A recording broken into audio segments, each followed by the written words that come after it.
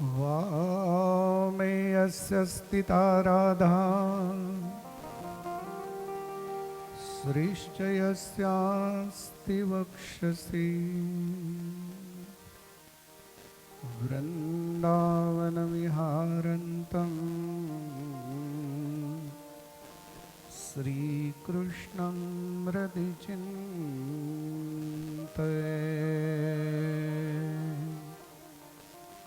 श्रीकृष्णं हृदि चिन्तये।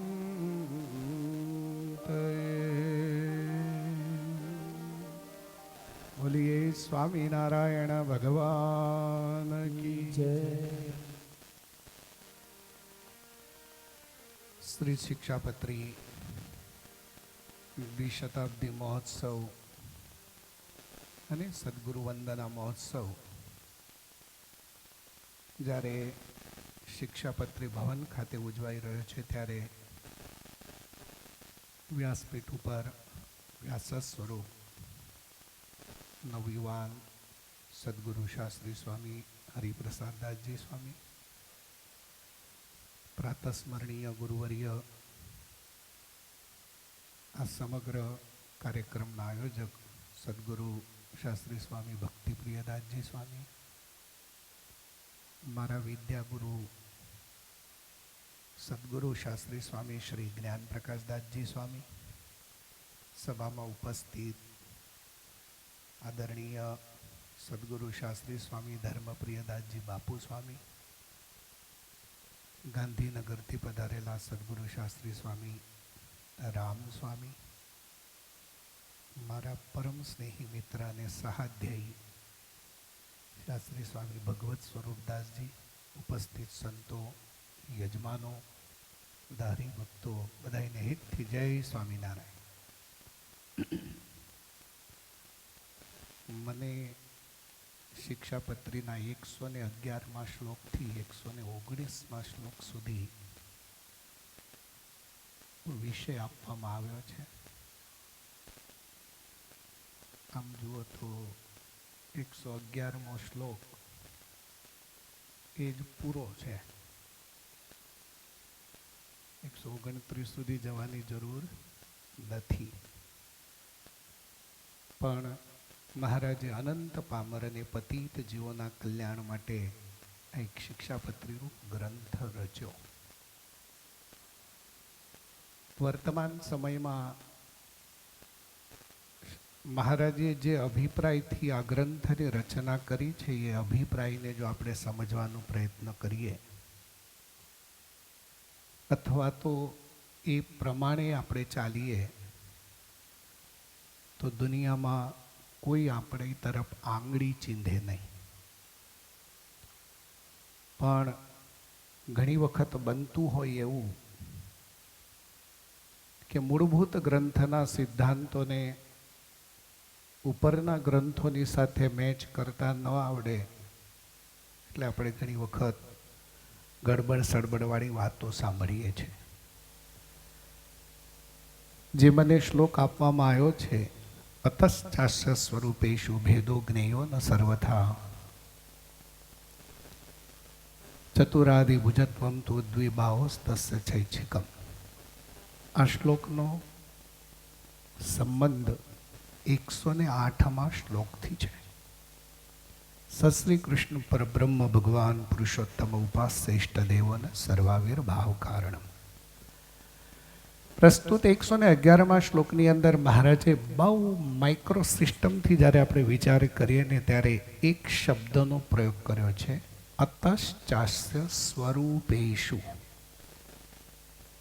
અહીંયા સ્વરૂપ શબ્દનો પ્રયોગ કર્યો છે. મહારાજ સ્વરૂપને બદલે પ્રકૃતિમાં પોતે જે રીતે પ્રગટ થાય છે એ રૂપો પણ લખી શક્યા હોત. આજકાલ સમાજ દંભના માધ્યમથી માત્ર રૂપની અંદર અટકે છે, સ્વરૂપ સુધી પહોંચી શકતો નથી. અને સ્વરૂપ સુધી જો પહોંચે તો ભગવાન સ્વામિનારાયણ મહાપ્રભુની જે ઈચ્છા છે કે જેને આપણે પૂર્વ ગ્રંથોમાં એકેશ્વરવાદ કહીએ છીએ. એ એકેશ્વરવાદ અહીંયા આ સ્વરૂપ શબ્દથી સિદ્ધ થાય છે. જગતમાં ઘણા લોકો બહુ ઈશ્વરવાદી છે, ઘણા લોકો નિરીશ્વરવાદી પણ છે, પણ સ્વામિનારાયણ સંપ્રદાયનો સિદ્ધાંત ભગવાન સ્વામિનારાયણને જે માન્ય છે એ એકેશ્વરવાદ છે. પૂર્વ ગ્રંથોમાં જ્યારે ચિંતન કરીએ ત્યારે સ ઐક્ષત બહુશ્યામ પ્રજાયેય અથવા તો એકોહમ બહુશ્યામ પ્રજાયેય અથવા તો નેહ નાનાસ્તિ કિંચન, આવી અસંખ્ય શ્રુતિઓ ઉપનિષદોમાં આપણને પ્રાપ્ત થતી હોય છે. એ શ્રુતિઓનો અર્થ જ એ છે કે ઈશ્વર એક છે. તો અહીંયા સ્વરૂપ શબ્દનો પ્રયોગ કરી અને મહારાજે આપણને રૂપ અને સ્વરૂપ આ બંનેની અંદર જે વિભાગણી કરવી જોઈએ ને એની સ્પષ્ટતા કરી છે. કે રાધાજીની સાથે જ્યારે ભગવાન હોય એટલે ભગવાનની સાથે રાધાજી હોય ત્યારે રાધા કૃષ્ણ કહેવાય, રૂકમિણીજી હોય ત્યારે લક્ષ્મી નારાયણ કહેવાય, નર અર્જુન હોય ત્યારે નર નારાયણ કહેવાય, લક્ષ્મીજી હોય ત્યારે લક્ષ્મી નારાયણ કહેવાય. તો ભગવાન એક હોવા છતાં પણ અનેક રૂપે અથવા તો અનેક નામથી કહેવાય છે. એટલે રૂપ અને સ્વરૂપ આ બેમાં ઘણો ભેદ હોય છે. બહુ સીધીને સાદી ગુજરાતીમાં વ્યાખ્યા કરું તો રૂપ એને કહેવાય કે બાહ્ય આકૃતિ ઉપરથી જે ઓળખાણ થાય એનું નામ રૂપ.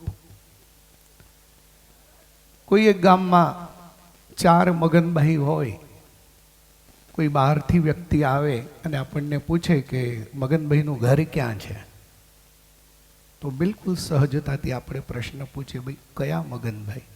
અમારા ગામમાં તો 4 છે. હવે પેલા ભાઈએ જો જોયા હોય તો કે પેલા ઊંચા ઉજળા સરખા અને બહુ સિંગલ બોડી છે. એ ના જોયા હોય તો કે એવું ખબર નથી. એટલે પેલી વ્યક્તિ છે ને 4 મગનભાઈનું વિવેચન કરે. એમાંથી પેલા ભાઈને જો ખબર હોય તો કે હા ઊંચા સરખા ને ઉજળા ને સિંગલ બોડી છે ને એ મગનભાઈ. તો બાહ્ય આકૃતિ ઉપરથી ઓળખાણ થઈ, એને રૂપ કહેવાય. પણ કોઈ પૂછવા આવે કે મગનભાઈ કેવા છે, મને 5000 ઉછીના માગે છે, તો આપું કે ના આપું? ત્યારે બાહ્ય રૂપની ચર્ચા નથી થતી. બાહ્ય રૂપને ત્યાં અવકાશ નથી. ત્યાં આંતરિક ગુણોને અવકાશ હોય છે. જો સામેની વ્યક્તિ એમ કીધું હોય કે જોજો હા આપ્યા તો ગયા, આ એક હશે, અને કા ના ના આપો બહુ સારા છે, સમય પાછા આપશે. તો પરમાત્માના જે સ્વરૂપની અંદર અનંત કલ્યાણકારી ગુણો છે, એ ગુણો યદા કદાચિત તો રૂપની અંદર સર્વત્ર લભ્ય ન હોય, પ્રાપ્ય ન પણ હોય, પણ એનાથી પરમાત્મા બદલાઈ જતા નથી. જો પરમાત્મા બદલાઈ જતા હોય તો બહુ ઈશ્વરવાદ આપણે સ્વીકારવો પડે, અને બહુ ઈશ્વરવાદ જો સ્વીકારીએ આપણે તો ભગવાન સ્વામિનારાયણના મત ઉપર જ આપણે કુઠારાઘાત કરીએ છીએ એવું કહીએ તો પણ અતિશયોક્તિ નથી. એટલે ભગવાન સ્વામિનારાયણે અહીંયા સ્વરૂપ શબ્દનો પ્રયોગ કર્યો કે પરમાત્મા એક જ છે. તાત્વિક દ્રષ્ટિએ ભગવાન એક છે, પરંતુ અનેક રૂપ ધારણ કરે છે ત્યારે બહુરૂપી દેખાય છે. અનંત રૂપો મચ્છ કચ્છ વરાહ નૃસિંહ વામન રામ પરશુરામ આદિ અથવા તો 24 અવતારોની અંદર જે કોઈ ભગવાનના અવતારો છે એ રૂપે દેખાય છે. તો સૌથી પહેલા ઉપાસ્ય જે તત્વ છે એ ઉપાસ્ય તત્વનું સ્વરૂપ મહારાજ આપણને સમજાવે છે, અને પછી તરત જ બીજા શ્લોકમાં એવું કહે છે તસ્યૈવ સર્વતા ભક્તિ કર્તવ્યા મનુજૈર્ભુવિ. એ જ બ્રહ્મ પરમાત્માની ભક્તિ અમારા આશ્રિતે કરવી. એ પહેલા એક વાક્ય કીધું કે રૂપમાં અટવાયેલા સ્વરૂપને જાણતા નથી, અને પરિણામ સ્વરૂપે એક રૂપને વિશે ઈશ્વરપણાનો ભાવ હોય, પરંતુ એ જ રૂપના મૂળભૂત સ્વરૂપ રૂપે જે તત્વ છે એ તત્વનો નિંદા અથવા તો એના તરફ દુર્લક્ષ્ય અથવા તો માન્યતા આપતા નથી. એટલે આ એક પ્રકારનો મોટો અપરાધ છે. આ શુદ્ધ ઉપાસના ન કહેવાય. શુદ્ધ ઉપાસનાનો અર્થ જ એ છે કે મન, કર્મ અને વચને કરી અને એ પરમાત્માના સ્વરૂપ અને રૂપના ભેદ હોવા છતાં પણ એનો ઐક્ય જ્યારે સમજીએ. ભારત સ્વતંત્ર થયું ત્યારે 550 રજવાડાઓની અંદર વહેંચાયેલું હતું.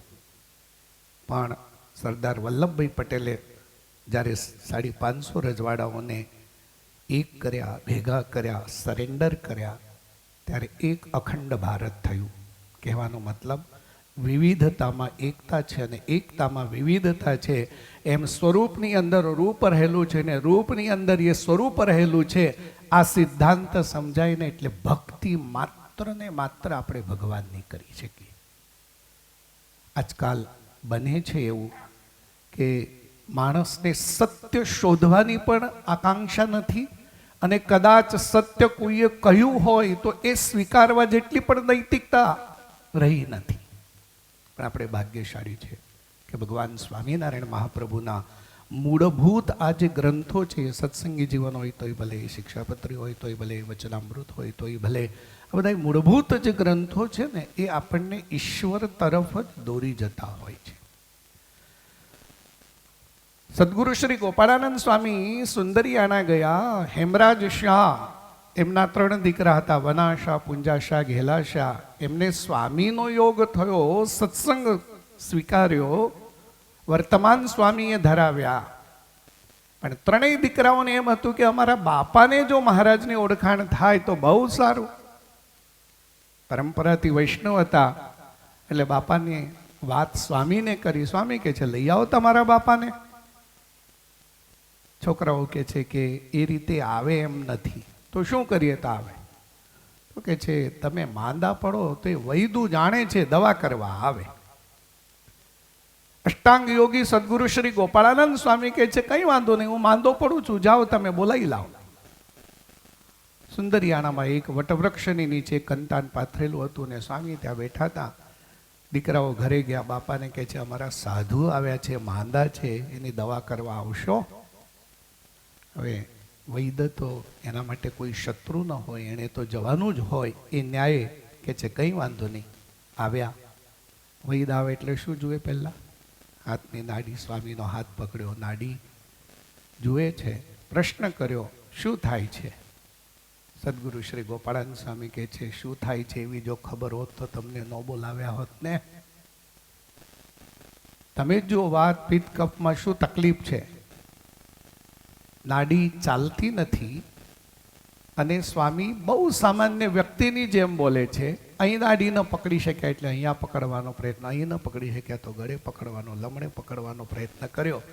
પણ છેલ્લે હેમરાજ શાહને એમ થયું કે ઓહો, આ વ્યક્તિની નાડી ચાલતી નથી પણ આ વ્યક્તિ બોલે છે એટલે આ કોઈ સામાન્ય વ્યક્તિ નથી, આ સ્વયં યોગેશ્વર છે, એટલે ભગવાન છે. અને તે વખતે હેમરાજ શાહ ધીમે રહી અને હાથ મૂકી અને સ્વામીના ચરણ પાસે જઈ માથું મૂકીને કે છે તમે કોઈ સાધુ મહાત્મા નથી, તમે સ્વયં ભગવાન છો. તે દિવસે સ્વામીએ બેઠા થઈ અને હેમરાજ શાહને કીધું હેમરાજ શાહ, ભગવાન તો સ્વામિનારાયણ છે, હું તો એના 500 પરમહંસ છે ને એની પંક્તિનો એક સાધુ છું. સ્વામિનારાયણ સંપ્રદાયનો સિદ્ધાંત, આની ભક્તિ, આની ઉપાસના માત્ર ને માત્ર ભગવાન પુરુષોત્તમ નારાયણ તરફ જ આંગળી બતાવે છે અને પરિણામ સ્વરૂપ આને જાગ્રત, સ્વપ્ન કે સુષુપ્તિ, મનસા કર્મણા યા વાચા જ્યારે પણ ઉપાસના કરવાની થાય ત્યારે આપણે આ એક વાત યાદ રાખવી જોઈએ કે મને ભગવાન અનંત રૂપોને ધારણ કરે છે. રામાયણમાં સહેજ નજર કરો. રાવણનો વધ કર્યા પછી ભગવાન પુષ્પક વિમાન દ્વારા જ્યારે પાછા આવ્યા અયોધ્યામાં અને જ્યારે રાજ પરિવારના સભ્યોને મળે છે તે વખતે અવધવાસીઓને મનમાં એવો વિચાર આવ્યો કે આ રીતે ભગવાન આપણને ક્યારે મળે. અને ભક્તોનો સંકલ્પને જાણી અને ભગવાન રામચંદ્ર પ્રભુએ અમિત રૂપ પ્રગટે તેહી કાલા મિલે જથારતો હોય કૃપાલા. એક જ ભગવાન હતા પરંતુ અનંત રૂપ ધારણ કર્યા. હમણાં જ વક્તાશ્રીએ વાત કરી વન વિચરણની, નવલખા પર્વતની ઉપર ભગવાન નીલકંઠ વર્ણીએ 9 લાખ યોગીઓને એક જ સાથે દર્શન આપ્યા, તો 9 લાખ ભગવાનો હતા. રૂપ અનંત હતા, 9 લાખ હતા, પરંતુ એ 9 લાખની અંદર જે તત્વ હતું, જે સ્વરૂપ હતું, જે મૂળભૂત ગુણો હતા, જેને આપણે ચૈતન્ય કહીએ, એ હતું ને એ એક જ હતું. એટલે મહારાજે આ સ્વરૂપ શબ્દ મૂકી અને આપણને એક ઈશ્વરવાદ આપ્યો. ત્યાર પછી તસ્યૈવ સર્વથા ભક્તિ કર્તવ્યા મનુજૈર્ભુવિ, આ શ્લોકની અંદર તસ્ય એવ અર્થાત એ જ ભગવાનની, બીજા કોઈની નહીં. આજકાલ લોકો છે ને, કોઈ થપ્પો મારે એટલે કે આશીર્વાદ મળી જશે ને ધામમાં જતા રહીશું. ઘણાને એવું હોય કે અહીંથી લોચો લઈ લઈએ, ત્યાંથી લોચો લઈએ. તમને ખબર સુરતમાં લોચો મળે છે? ખાધો તમે કોઈએ? હે? સુરતમાં લોચો બહુ મળે. એમ ચારે બાજુથી લોચો લેવા જાય ને તો ક્યાંય ઠેકાણું ન પડે. જે આપણને મળ્યું છે ને એને જ આપણે શિરોધાર્ય રાખીએ. પછી આગળના શ્લોકોમાં જઈએ તો ભગવાન સ્વામિનારાયણે મતમ વિશિષ્ટાદ્વૈતમે ગોલોકો ધામ સેપ્સિતમ તત્ર બ્રહ્માત્મના કૃષ્ણ સેવા મુક્તિશ્ચ ગમ્યતામ, આ શ્લોક દ્વારા આ સંપ્રદાયનું જે મૂળભૂત બંધારણ છે, જેને બેઝ કહેવાય, જેની ઉપર સંપ્રદાય ટકી રહ્યો છે, એ બાબત સ્પષ્ટ કરી છે. જ્યાં સુધી આપણે આ બેઝ ન સમજીએ ત્યાં સુધી ઉપરની ડાળીઓ રૂપ જે કોઈ વાર્તા હોય એ વાર્તાના અનર્થો આપણાથી થઈ જાય. પણ મૂળભૂત સિદ્ધાંતોને જ્યારે સમજો ત્યારે જ સાચા અર્થમાં આ સંપ્રદાયનો સ્ટ્રક્ચર આપણને ખબર પડે.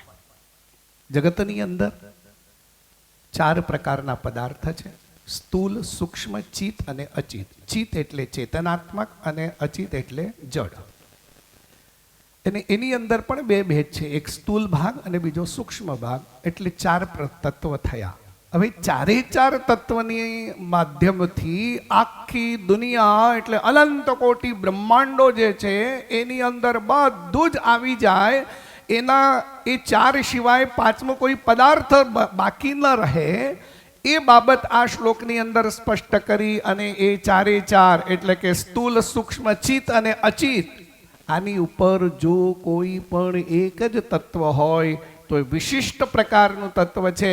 એટલે વિશિષ્ટાદ્વૈત એ શબ્દનો પ્રયોગ સ્વામી મહારાજે કર્યો, જે ભગવાન રામાનુજાચાર્યજીને માન્ય હતો. અને એટલે નતત સમસ્યા ભેદિકશ્ચ દૃશ્યતે, આ જગતની અંદર ભગવાનની સમાન કોઈ નથી, ભગવાનથી શ્રેષ્ઠ કોઈ નથી. જે છે ને એ ભગવાનથી કનિષ્ઠ છે. આ વાત અદ્વૈત સિદ્ધાંત યદ્યપિ શંકરાચાર્યજી માનતા હોય તો એ અદ્વૈત સિદ્ધાંતમાં ફરક છે. અને ભગવાન સ્વામિનારાયણ રામાનુજાચાર્યનો એ જ વિશિષ્ટ અદ્વૈત સિદ્ધાંત માને છે, એમાં પણ ફરક છે. ફરક એ છે કે શંકરાચાર્યજીના મતે અદ્વૈત એટલે એક જ તત્વ, એક તત્વ સિવાય બીજું તત્વ જ નહીં. 5 પુરુષો બેઠા છે, ત્યાં કોઈ એવું વાક્ય બોલે કે અહીંયા પુરુષો જ બેઠા છે, તો શું નક્કી થાય? એ કોઈ સ્ત્રી નથી.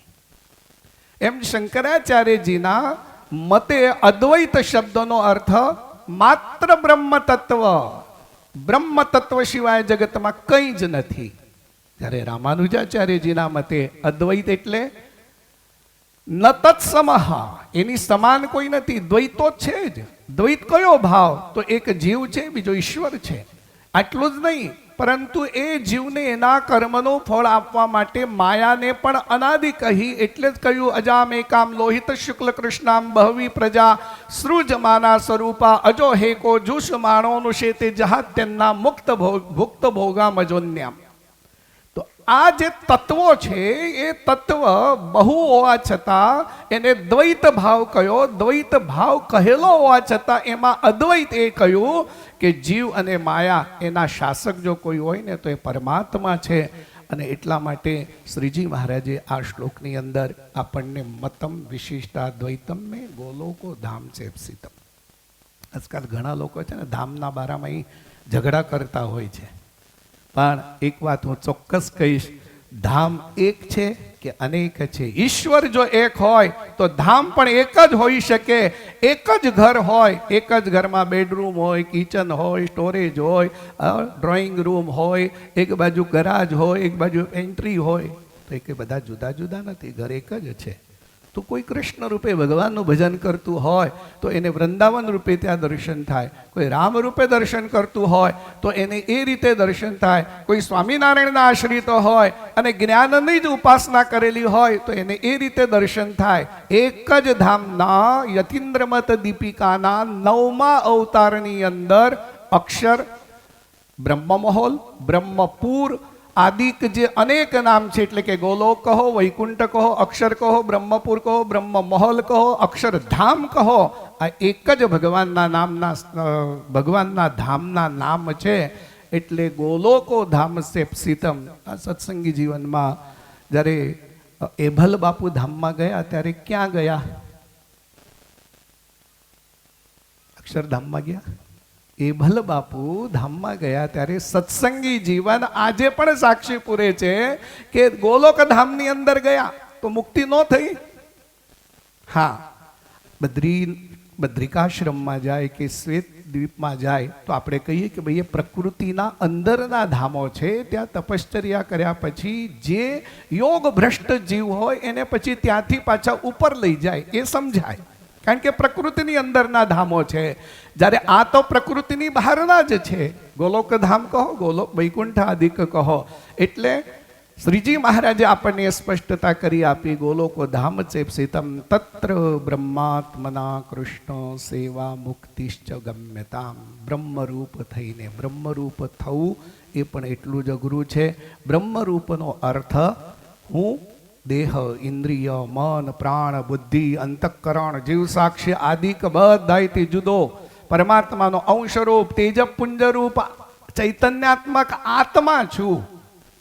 આ ભાવ જ્યારે બ્રહ્મરૂપનો ભાવ જ્યારે પ્રગટ થાય ત્યારે કૃષ્ણ સેવા મુક્તિશ્ચ ગમ્યતા. મહારાજ એમ કે છે ભગવાનની સેવાને પણ અમે મુક્તિ માનેલી છે.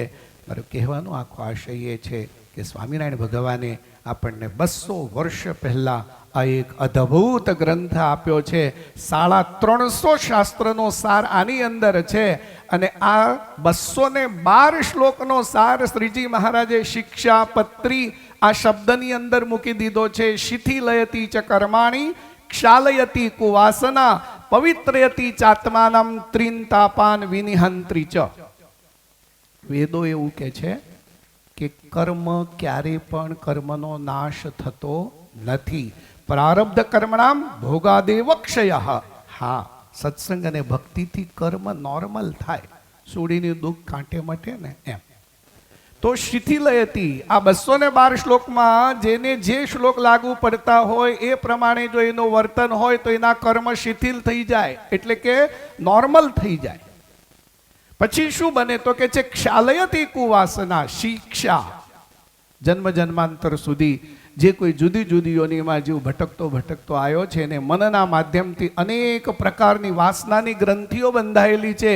ભિદ્યતે હૃદય ગ્રંથિ છિદ્યંતે સર્વ સંશયા ક્ષીયંતે ચાસ્ય કર્માણી તસ્મિન દૃષ્ટિ પરાવરે. એટલે જીવ પવિત્ર બની જાય. ત્રીજો વર્ણ આવ્યો પ, શિક્ષા પ. પ એટલે પવિત્રયતી ચાત્માનમ. એ જીવ જેમ બાળક જન્મે ને ત્યારે એકદમ નિર્દોષ હોય, કામ, ક્રોધ, લોભ, દ્વેષ, માન, મત્સર, ઈર્ષા, તૃષ્ણા કશું જ હોતું નથી. પણ આ જ સમાજની અંદર જ્યારે મોટો થાય, જૂના સંતો એવું કહેતા, મુછ નહીં તો કુછ નહીં ઓર મુછ હૈ તો સબ કુછ હૈ. ભલે ને હવારે છે તો બ્લેડ લઈને કાઢી નાખે, પણ અંદર બધું જ ભરેલું હોય. એટલે પવિત્ર હતી ચાત્માનમ. અને છેલ્લો ત્રી જે વર્ણ કયો એ ત્રીનો અર્થ થાય ત્રિંતાપાન વિનિહંત્રી ચ. આધ્યાત્મિક, આદિભૌતિક અને આદિદૈવિક આ 3 પ્રકારના તાપ જે છે માણસના જીવનમાં આવતા હોય છે એમાંથી મુક્ત થાય એનું જ નામ શિક્ષાપત્રી છે.